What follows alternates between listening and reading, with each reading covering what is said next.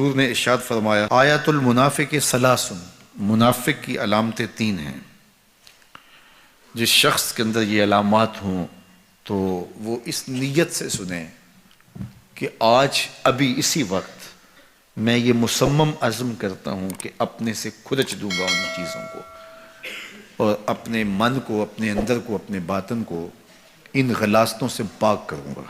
اور عملی موضوعات پہ بات کرنے کا میرا مقصود بھی یہی ہوتا ہے کہ ہماری زندگی میں، سب سے پہلے اپنی زندگی میں اور پھر میرے ملنے والوں کی زندگی کے اندر عملی طور پہ تبدیلی پیدا ہو۔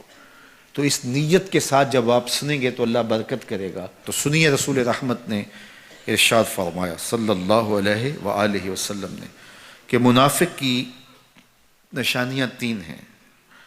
ان میں سے ایک اذا حدث کذب، جب وہ بولتا ہے تو جھوٹ بولتا ہے۔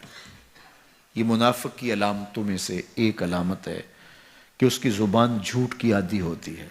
زندگی میں جھوٹ سے اپنے آپ کو بچائیں، یہ زہر قاتل ہے، اندر اجاڑ دیتا ہے، آپ کا معاشرے سے اعتبار ختم کر دیتا ہے اور آپ کی رسوائی کا سبب ہے۔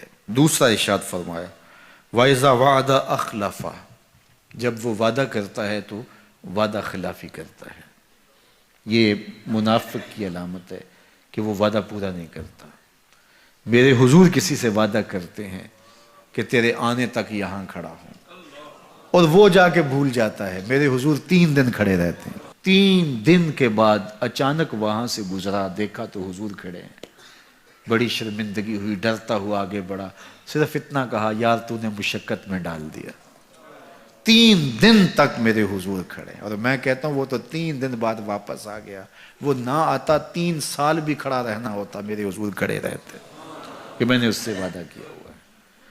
اور میں اور آپ دیکھیں کہ ہم کہاں کھڑے ہیں۔ ہم کسی سے وعدہ کریں، ہم خود وعدہ کرتے ہیں تمہیں 6 ماہ کے بعد پیسے دیں گے، وہ بیچارہ 6 ماہ کے بعد بھی جو ہے وہ 1 ماہ اور اوپر گزار لیتا ہے کہ چلو کوئی بات نہیں ہے، اور ہم اس کی موت کی دعا کر رہے ہیں یا اللہ فوت ہی ہو جائے تو اچھی بات ہے۔ تو پھر ہم کہیں کہ اللہ کی رحمتیں ہمیں نصیب ہوں، یار وعدہ کیا ہے، اپنا تن بھی بیچ کے دینا پڑے تو دیں گے۔ جو وعدہ کیا ہے جہاں کھڑے ہوئے ہیں وہاں کھڑے رہیں گے، چاہے اس کی کتنی بھی اذیت ہمیں کیوں نہ سہنی پڑے۔ جب وعدہ کیا ہے تو پھر اس کو پورا کرو۔ تیسری بات میرے حضور نے ارشاد فرمائی وَإِذَا اؤْتُمِنَ خَانَ، جب اس کے پاس امانت رکھی جائے تو خیانت کرے۔ اس کے پاس پیسے رکھے جائیں، دولت رکھی جائے، کوئی زمین اس کے نام کوئی کر دے کسی وجہ سے، کوئی اور اس کے پاس امانت رکھ دے تو وہ اس میں خیانت نہ کرے، بلکہ آپ کے پاس کوئی بات امانت رکھی جائے تو اس کو بھی جو ہے وہ لوگوں تک نشر نہ کرے۔ تمہارے کان میں اگر کوئی بات کرے تو وہ امانت ہے، جب وہ بات کر رہا ہو تو دائیں بائیں دیکھ رہا ہو، تو پھر اس کا مطلب یہ ہے کہ وہ یہ چاہ رہا ہے کہ یہ بات کوئی اور نہ سنے، تو پھر صاحب امانت کو چاہیے کہ کوئی اور نہ سنے۔ یہ امانت ہے اور اس امانت کو پورا کیا جائے۔ اور چوتھی علامت یہ ارشاد فرمائی منافق جب کسی سے لڑ پڑتا ہے تو گالیاں دیتا ہے۔ ہمارے دین نے ہمیں گالی دینے سے روکا ہے۔ اپنی زبان کی پاکیزگی اور اپنی زبان کی طہارت کا سامان کیجیے۔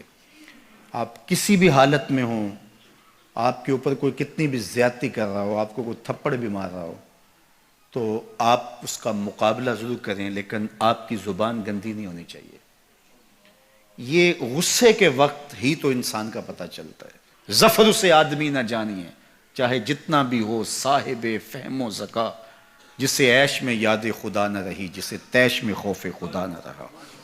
عیش کی زندگی ہو یا تیش کی زندگی، خوشی کا مرحلہ ہو یا مرحلہ غم ہو، آپ دیکھو نارمل زندگی کے اندر تو آپ معتدل ہوں گے ہی ہوں گے، لیکن جب آپ کا بیلنس خراب ہوتا ہے خوشیوں کے وفور کی وجہ سے، اس وقت پتہ چلے گا۔ یہ ہے انسان کا امتحان، یہ ہے انسان کی آزمائش۔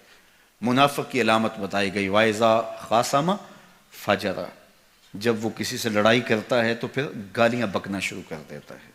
یہ منافقوں کی علامات میں سے ایک علامت ہے، جب وہ لڑتا ہے تو گالیاں بکتا ہے، جھوٹ بولتا ہے، امانت میں خیانت کرتا ہے، اور عہد کرے تو اس کی پاسبانی نہیں کرتا۔ اللہ ہمیں عہد کی پاسبانی کی توفیق دے۔